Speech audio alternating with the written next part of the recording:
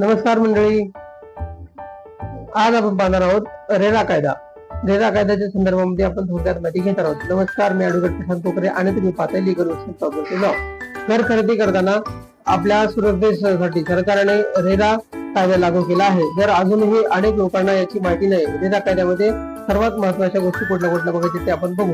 Okay, तर प्रत्येक बिल्डरने project रेरामध्ये नोंदणीकृत करणं बंधनकारक आहे. प्रोजेक्ट उशीर झाला तर बिल्डरला दंड किंवा व्याज देण्यास बंधनकारक आहे. ग्राहकाचे पैसे वेगळ्या खात्यामध्ये ठेवावे लागतात. साधारणतः 70% अमाऊंट ही वेगळ्या खात्यामध्ये ठेवावी लागते.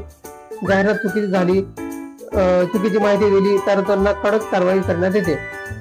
त्याचबरोबर दिलेल्या तारखेला घर न दिल्यास ग्राहक तक्रार करू शकतो आणि घराची साईज सुविधा यामध्ये बदल करता येत नाही. जो रेरा अथॉरिटीमध्ये सांगितले आहे त्याप्रमाणे तुम्हाला ते घर वगैरे बांधता येतं.